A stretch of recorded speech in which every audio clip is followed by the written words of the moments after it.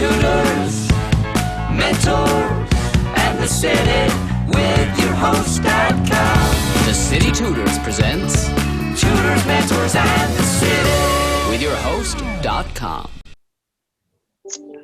Good morning, good afternoon, good evening. My name is Kevin.com Brown, and I would like to welcome you all to Tutors, Mentors, and the City, brought to you by the City Tutors. One of the reasons I pause is because that title of the podcast is not my first choice, okay? This was the choice I settled on, but my choice for the title of the podcast should be, or was, Tutors, Mentors, and Dragons, because when you add dragons to anything, it makes them way cooler, right? I'm a big Game of Thrones fan, but they rejected that idea. So we went with the City.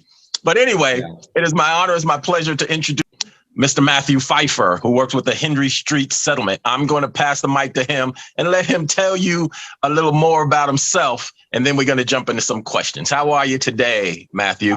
I'm good, Kevin, and thank you so much for having me. As you said, it's Matthew Phifer. I'm the Vice President of Education and Employment with Henry Street Settlement. We're a nonprofit that dates back to 1893. So one of the original settlement houses in the city and really in the country. So it's really an honor to work here, and I'm happy to join and share a little bit about my work and what brought me here. Well, thank you. So what should I call you? Should I call you Matthew? Should I call you Matt? You can call me Matt. That's good. Keep it short. Okay. Okay. Well, welcome, Matt. So, I just made a funny welcome, Matt. Welcome. That went over my head. Look at that. I'm gonna go way back, Matt. Tell us how your journey started. Where are you from? City, state, town. Where are you from? So I'm going to shock everybody with this one. So I always joke, I say I'm a hippie baby because I was actually born and raised in upstate New York. Initially, really? My whole family's from the city. So from the Bronx and Brooklyn. My father from the Bronx, Shakespeare Avenue. My mom from Avenue U over in Brooklyn. I was raised in Woodstock and then ended up back in the city, ironically, and my whole family is upstate. So we kind of did the whole switch. But moved to the city, around 21, right after college, 22, and just found that there's a lot more need and opportunity in the city, and that combination of wanting to make a change, in terms of myself and my perception of what are the most important things affecting communities like mine. Realizing that the city had a lot more, to offer, and also that there was more need. Upstate was a lot more homogeneous in terms of diversity, and a lot of the experiences I had just didn't resonate with me on a personal level, and so I just found myself drawn to where my family was initially from. Okay, copy that. So siblings, did you have any siblings? What kind of environment did you grow up in? What was your family structure like? Yeah. So I have an older brother, 10 years older than me. And then I also have a sister who lives in California. We weren't as close through the years, just, family things. But they both sort of were different models for me, of things to do, things not to do. But they were always, close to me. And it's a part of, who I am in terms of my identity. Okay. And did you go to public school, private school? What was that journey like? Yeah, I went to public school. Going to public school in upstate New York, it was an interesting experience. I was one of 15 by POCs in a middle school, high school of about 1,300. So you can imagine like all of the sort of assimilation and judgment and racial microaggressions, and sometimes not micro aggression. Like I used to get called to the principal's office for something that another Black student did because they literally couldn't tell us apart. And I'm not the tallest dude in the world. This man is 6 feet tall. And it just like demonstrated that they don't really care, like the administration makes no difference between a Black. As long as you're darker skinned, whatever the case may be, we're going to say that you are the same person. And that was the experience until actually my mom had to come in with a note and a picture of both of us and explain it to the principal, lest he be sued. Like y'all need to get this correct, because they're calling me down in the morning at homeroom, Matt Phifer is such and such. And I was, I wasn't doing anything wrong. It was something my friend did, Right. but that was Wow. sort of the experience of going to a public school, and I could get more into it, but I'm a public school kid. Yeah. Okay. And you took the journey from, you went to, how far did you go in upstate New York? Yeah. You mean in terms of just where I was Like in as far high as school? schooling, did you went to junior high school and high school upstate? Yeah, I was there. Yeah. And it was like, the way they have it up there, they're combined. So just because there's not as many students all around. Ironically, though, I ended up going to college in Binghamton. Oh, So really? further upstate. Yeah. Yeah. I ended up moving further up. In a weird way, though, it was more of a culture shock in Binghamton than where I lived initially, just because you have more diversity in an environment like that. You had, a huge college. So there was a lot of experiences I had there that were really rewarding and kind of set me up for knowing that I needed to leave upstate. You know what I mean? Like I just couldn't be there anymore. Okay. And then you had mentioned that you made the switch with your family, right? What brought you, when and what brought you to the city? Yeah, when I graduated, I started working for an HMO back upstate real quick, just for like 6 months. And I was like, this is not what I want to do. But also like everything that I had studied, was around social justice, sociology, Africana studies, did my master's in public administration, and just felt like I'm wasting my talents and my, ideas and interests. And let me go to the city, see what there is to offer. Not only just an opportunity standpoint, but again, I think for me, it was just feeling like that's where there are so many injustices happening in a very concentrated area. And there's something that I can do to kind of contribute and make a difference. And I wanted to do it. I think I was also just drawn at that age, right? Like nobody wants to be upstate and just like, watching paint dry on the wall. There's not a lot to do, man. It's so I was also drawn to just the appeal and allure of being in a city environment. So you come to the city. What borough did you pick? Yeah, I was in the Heights. I was in Washington Heights for 2 years, and then ended up moving to the Bronx for 7. And then I've been in Brooklyn ever since. So Okay. I jumped around. I've been all over. But yeah. Each has its own unique qualities, of course, as we all know. Yes, absolutely. So in your journey, did you ever have the need for a tutor or a mentor at any time?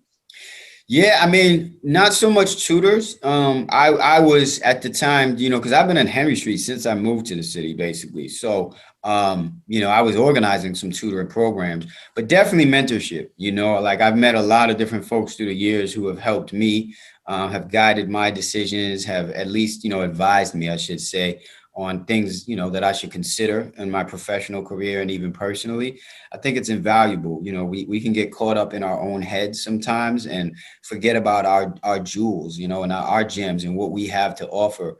Life is tough. And in a city like this, where we all know it's the rat race, as they say, people aren't always looking out for you. And so you really, when you find somebody that does, or has the patience and care to even like tell you when you're messing up, for lack of a better word, like that's real, and I think so many of us run the opposite direction when we're being held accountable or just, our stuff is being pointed out to us. But, I think the wisdom, and growth is being able to apply that and hear somebody and not, be vulnerable and fragile in that moment, but actually receive it and then, try to act on it. And so I've had a few mentors through the years who have helped me.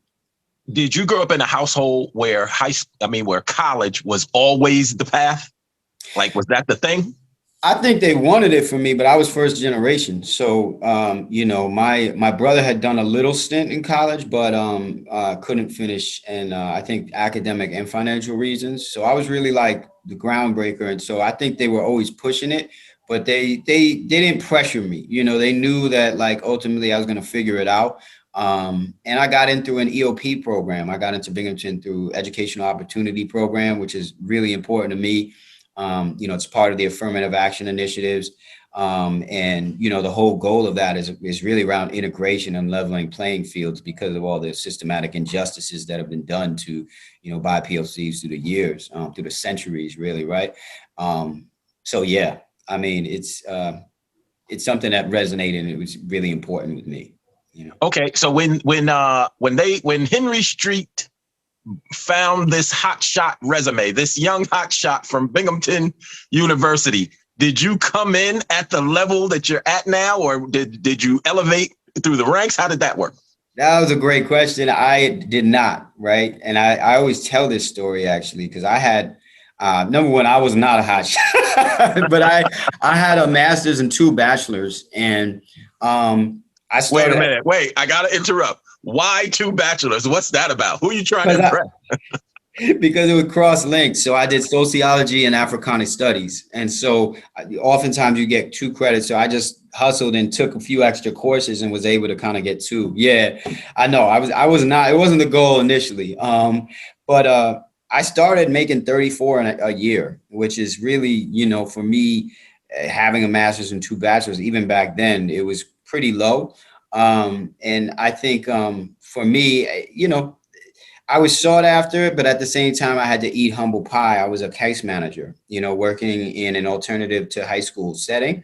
I learned a lot in that setting, and still things that stay with me. I've had 9 roles at Henry Street, though. Really? So, you see like that chart where it's like progress and, and then there's the one where it's like zigzagging. That's me, and I think that's the way it is oftentimes in life. Hence why you need mentors and tutors and folks like that can guide, provide additional support. But I definitely didn't have the traditional path here. Yeah. Okay. So at a place like Henry Street, do you have to, when there's another opportunity to move up the ladder, as far as position, do you have to resubmit your resume and re-interview, or does some boss come and tap you on the shoulder and say, hey, I like your work and da-da-da? Yeah, that's a good question too. No, you have to apply. I mean, generally you'd have to apply. I think there's certain things that do happen with restructuring, and I'm trying to think if that ever happened with me, but I think I generally applied for just about. So you applied. So you went up the ladder. You had 9 different elevations, right? You reapplied 9 different times? Yeah, or I had, like, for example, one of the things nonprofits do is if they like have a grant that's running out of funds, they will actually look at shifting you to a new role if your skill set fits, et cetera, to retain talent. And so that happened to me probably 3 or 4 times, where I was sort of retained in a different capacity. But then, yeah, I had to apply for a few additional positions and go through that whole interview process. I did take a cup of coffee away a year in 2016, working as the executive director as College Spring, which is a national nonprofit that does mentoring and SAT prep. And so I worked with them for a year. And then my, the predecessor in the role that I'm in now had left. And I said, let me, reapply. And I came back to Henry Street. So I've been back now, then as the deputy director, but then sort of made the move to vice president in the last 2.5, 3 years. Well, I'm gonna tell you this. So, you know my backstory. I'm an actor. I'm a comedian. I perform in front of thousands of people. I fall into a category that some people consider celebrity, right? Yeah. So I get interviewed all the time. But I'm gonna tell you something. Something happened in our country. The climate shifted. The pandemic hit. And, the world changed. And I think we need to reevaluate what a celebrity really is, right? It's nice that you can put a basketball in the hoop, that you can hit a baseball, that you can catch a football. That's nice. But there are some real unsung heroes that move this country forward. So, and I believe you're one of them. Right. I believe you're one of them, coming from your backstory, upstate New York, Woodstock. It's very suburban. I don't know if you can even call it country. I don't know. Yeah, it's more country than suburban, definitely. Right. And then you make your journey to a place like Henry Street in the big city, the Big Apple, and you start rising up the ladder. Yeah. What was it about Henry Street that attracted you? And now that you're there, what's your view on Henry Street? Yeah, well, first of all, I just want to say thank you. I mean, I appreciate that acknowledgement. I can't say that, I necessarily feel like a celebrity or even anybody in the nonprofit CBO space, but we definitely do our best, to make a positive change. I think for me, I had a friend that was working here who I was pretty politically and sort of social justice wise engaged with in college that told me about the organization because, I didn't know the first thing per se of what I wanted to do from the standpoint of like an organization. I knew like I wanted to, make change. And she just told me about it. I came in for an informational interview and it really just went from there. And I was engaged with this organization. I thought that we're mission driven. We're really about the work. We're not, just putting out fancy glossy paper every year on an annual report. And so I think that's what kept me with it. I was inspired. I loved the young people I was working with. Like they gave me energy, just showing up and seeing them. Unfortunately, some of the challenges that they were wrestling with, but it gave me purpose and mission to sort of, follow through and make sure that folks are being as successful as they can, or that I'm positioning myself to help, foster their success.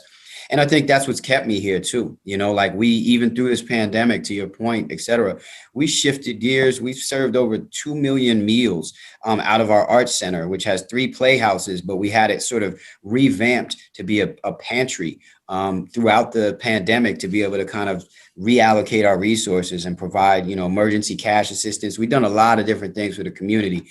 Things like that have just continued to resonate. And then more recently, we were in the news because we're probably the first nonprofit in the city to pay a living wage. So we went off the MIT wage scale calculator, and we are paying $22 an hour as our minimum wage for anybody, regardless of your education, et cetera, which, a lot of people say, it's 22 an hour, it's a lot better than 15, right? It's a big difference in a minimum wage standpoint. We're just an organization that does what we believe, and we don't sort of wait. Even the fight for just pay, as they're calling it right now, we sort of moved ahead of it, in terms of the work that we're doing, and we're trying to be the model. And so it's things like that really attract me and retain me to an organization like Henry Street, because I just believe in our mission and I know our leadership is authentic.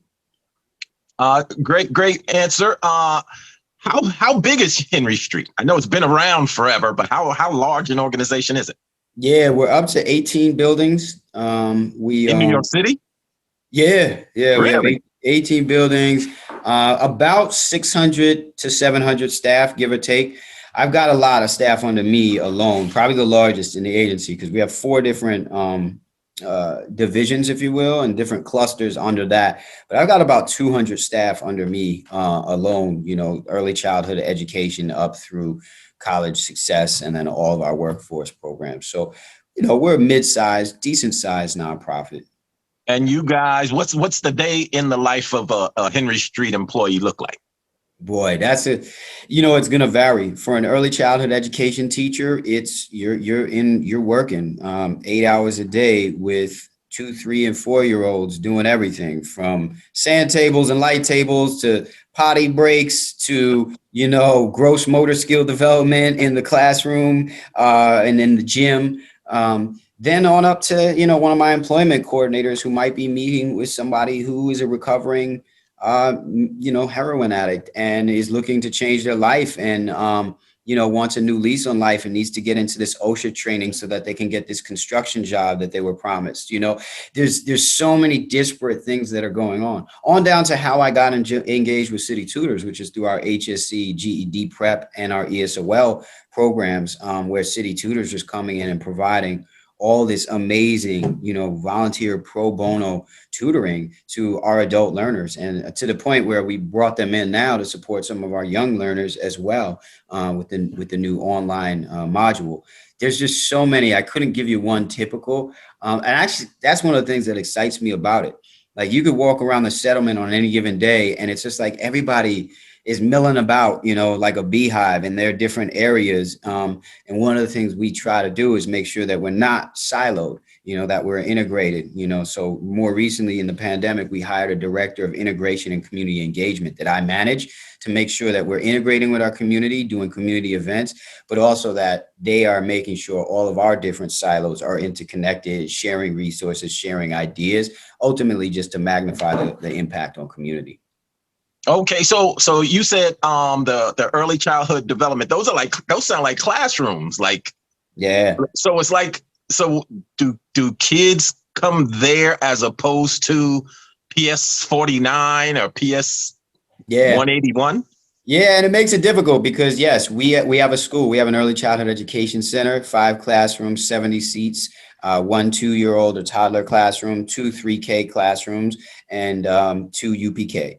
I had no idea. Y'all did that. And that's Okay. and I'm responsible for that too. And I think that's one of the things with my role is just it's very disparate. One day I'm dealing with something around a 2-year-old. The next day I'm dealing with something that happened with a 60-year-old in our employment program, or our gym is taking on water because of Hurricane Ida, or it's always something. But it's also interesting because our classes in the early childhood space compete with local schools. So to your point, PS 149 or 49, everybody is looking for young people to enroll. And the interesting part is most of us are under enrolled. Schools have an advantage very often because very often there's siblings involved. So if you're dropping one sibling off, you're going to want to keep them close to each other. One of the things that we do is though we're there through 6 o'clock. So for working families, you can drop your child off at 8 and pick them up at 6, which is a huge value add versus, at PS 49, you're probably having to pick them up at 3:30 or something like that. So we try to be very cognizant and mindful in all the things that we do, such that families can work, families can have the accommodations they need, which is really important. We were just at the New York Employment and Training Coalition meeting yesterday. And Angie Kameth, the new dean of NYU, mentioned childcare universally is what this city needs. If we're really looking at inflation and a possible recession in the eye right now, one of the things we cannot afford to do is not solve childcare in terms of the labor market and getting it back. So we try to do our little small bit. My boss likes to say we're emptying the ocean full of problems one thimble at a time, because he has these little thimbles he walks around with, and it harkens back to our founder, Lillian Wall. But it's true. We're doing our little part with our thimble every day. Okay, so how does a citizen find Henry Street? What's their pathway? Yeah, there's a few. Obviously the website, but I don't want to assume everybody can use the internet. But henrystreet.org is our website. They can walk in. We have the Dale Jones Neighborhood Resource Center is an old firehouse that's been converted to a resource center, where you have the community engagement teams, our mental health supports, our outpatient supports, as well as our pro bono legal assistance and benefit screening. They could walk right in there at 269 Henry Street. Our headquarters is 265 Henry Street. But really, they could give us a call to any one of our numbers. 254-3100 is our main line for our youth programs. 478-5400 is our workforce development numbers. But yeah, we're accessible. We're also all over social media as well. So it's really all the traditional routes. We would always get in touch. The one thing, and the reason why it's a great question, is because of the 18 buildings, there's a lot of disparate services. So the best bet is going on the website and sort of following which program interests you might have, so that you can get the direct contact info. Mm-hmm. So how would they know if Henry Street can serve them? Like where? I mean, like I'm new to New York. I'm young. I just got thrown out of my house. Yeah. What would make me say, you know what? I better find the Henry Street settlement. How do I know that? Yeah, and that's a great. To be honest, it's $1 million question, because there's so many challenges with reaching different audiences. We put out a lot of flyers. Social media is one of the best ways. 311 could guide you to an organization like ours because we have so many city-based programs like Summer Youth Employment Program. For example, we serve 1,900 young people a summer. And so if you were to 311 and ask for Summer Youth Employment, they'd probably send you a directory and we'd be listed on there. But I do think it's a great question. We're part of the United Neighborhood Houses, which is a larger conglomerate of CBOs. So they share information out quite readily. There's a decent amount of schools who are familiar with us. We're an MTAC DOE vendor. And so principals find out about us and request services. But for a family, I think it's a matter of them kind of knowing. And because we're very much so a place-based organization in the Lower East Side of New York, folks know who we are and our name has gotten around well enough, but they don't necessarily know everything we do. So to your point, it's really about picking up the phone and saying, I'm such and such, here's what I'm interested in, what do you got? And then that person on the switchboard is going to refer you to whichever program and then to share more. Because it's a good question. Not every program that everybody's eligible for, but I will say just about every program is free.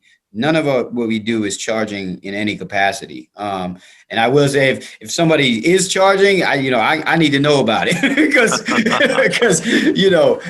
a nonprofit and our programs are geared towards vulnerable communities and making sure that we're accessible. Yeah, because I'm familiar with Henry Street all my life. It's been around, forever in our lifetime. But knowing the specifics of what I can go there for, what services they provide, I never knew the specifics of it. Yep. Now that being said, I'm a young person. I'm a senior in college. I'm about to graduate. How do I find out about employment opportunities at Henry Street? Yeah, I mean, definitely calling that 478-5400 number, going to the website, just clicking, and we do a pretty good job of this. It just says looking for work, and you can click on that, and then it takes you to the portfolio of employment programs. So Job Essential Training, we serve anybody 18 and above in all 5 boroughs. We do customized staffing services for employers, and so we're matching clients with employers. And so we look at as our employers as clients as much as any random participant or community member that's coming in. This way, we're able to kind of fuse skill sets with what demands are on the employer side. We do soft skills training. And then more recently, we've gotten into some sector skills training and things like building automated systems, certified clinical medical assistance, security licensing, OSHAs, and things like that. And so that young person would really reach out through the website or through that number, or just stopping by to JET, because JET is really that catch-all program, Job Essential Training. But then we have specific programs, like I mentioned, the Summer Youth Employment Program that's applied through DYCD's website, the Department of Youth and Community Development, through the city. But then we also have Work, Learn, and Grow, which is the year-round Summer Youth Employment Program for students who were actually in SYP that summer. We have Jobs Plus, which is place-based for Lillian Wald and Jacob Reese NYCHA residents. So we do all the things we do in JET specifically for residents of those 2 developments. And it's an incredible program. Everybody in it gets a financial counselor assigned to them through NILAG. So they're able to sort of plan once they get a job and be very intentional about saving, making sure that, they're being smart about their money. It's a luxury that a lot of folks don't necessarily have. And so we think it's really important. It's part of that model. But then, as I shared, the ESOL, HSE programs are also folded into the employment side. So you could be learning English, but also pursuing a job at the same time through our program. It's sort of like a parallel process where very often about 98% of our folks in that program get jobs. I will say that the pandemic, much like most programs, everybody lost jobs, et cetera. In particular, our ESOL program, which worked in hospitality, was decimated during the pandemic and has really just been sort of crawling back since all the layoffs and as hospitality has come back and tourism. You said ESOL? Yeah. That stands for? English for Speakers of Other Languages. So it's a more inclusive thing than ESL, English. Yeah. So they just wanted it to be more inclusive to say other languages. Not, basically to say it's not just English. English is not the most important thing, but that you're here to learn English, etc. Okay. I had to learn it too. Okay. So in your journey, What is, and I know you're gonna have to think about this one because I didn't prep you on any questions. What is the best advice you've received in your life's journey? Yeah, that is I got a couple, but boy, if I had to go with the best. Well, you can say, if you got a couple, you can say the top 2, top 3, whatever. Well, I think, I think I heard this in a movie, but it's like, don't let your past dictate your future, but let it be a part of who you become.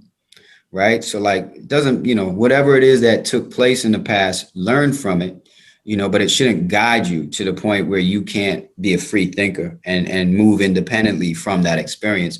But at the same time, you got to remember that experience and learn what you can, and lest you forget it and repeat that same mistake. Or if it's a positive thing, like, how did I do that? How did I, I think we sometimes can be, victims of sort of just moving too quickly through life and not really processing and remembering the important inflection points. So that's something that always sticks with me. My boss always says something that I always find funny. And, but he says, I don't give advice. I speak from experience.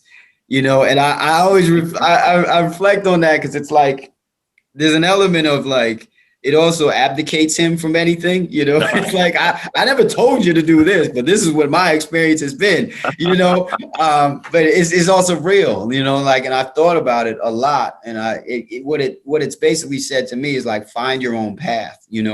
And pull what you can from what you're gathering from different folks, whether it's a mentor or whatever, but just know that they're just speaking from their experience. Like you have different subjectivities that are going on in your life, and they may play into it in a similar way, but it may not be the same, So those are two things that I always think about, but I'm sure there's a lot, probably stuff that's on autopilot at this point. And I don't even, I don't really think about it on that level.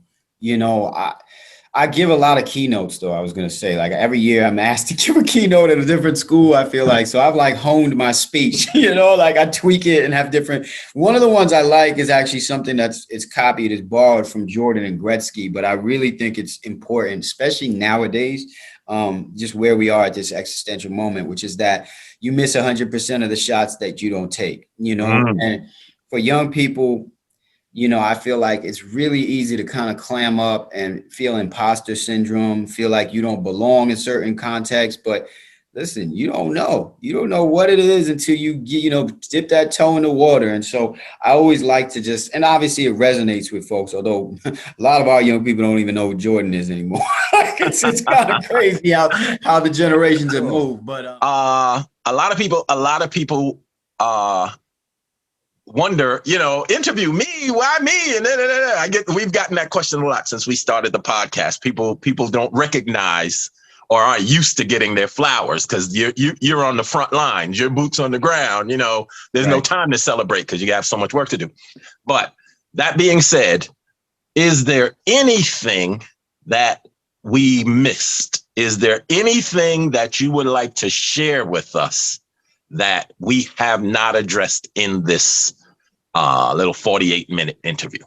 Yeah, I think the biggest thing for me is just that while I love the flowers for myself, it's really about the team, like I can't take credit for anything, to be honest. It's been, if anything, my ability to, work with teams and help people understand the mission or not. Right. But it's all about us. And so I can't take any credit without acknowledging our, lowest level group aid in an after school setting on up to, my fellow colleagues in the leadership team. Like that's ultimately one of the things I love about Henry Street is that you have that ability to connect with everybody and really set a tone of feeling valued, or at least I hope, like I also recognize like sometimes it's lonely at the top and you're not as in touch at times with what's going on the ground floor. So it's a give and take, but ultimately I just want to leave it with like, while I appreciate, the high praise from the team, at City Tutors and all the work that we do together, it's really about, the folks on the ground making it happen. That was a great answer. You're going to be running that place when your boss when your boss steps away. And I don't even think you're going to have to apply, right? You have to apply 9 different times. I don't think you're going to have to apply. I think they just tell them to watch this podcast. And by the time the podcast is over, they're going to be like, you know what? The old man, he's he had a good run. He's thinking about retiring. I think Matthew, let's go talk to Matthew, see if he wants to, take on this job. But that was a great answer, acknowledging your team. And, once again, on behalf of the City Tutors, I thank you for your time and thank you for your participation in this podcast. And, we really appreciate our collaboration with the Henry Street settlement over the years, especially, as an organization. You guys are OGs and we're neophytes. We're babies on the block, right? So we have a lot to learn, and we love working with you guys, and we love your mission and your goals. And, we're looking forward to continuing to build with you guys. Oh man, by all means, Kevin, thank you so much. I feel honored. Like you said, I was like, why y'all interviewing me? But it's a privilege, and happy to do the work. Pleasure to meet you. Looking forward to staying connected in the future. You never know, what comes down the pipes.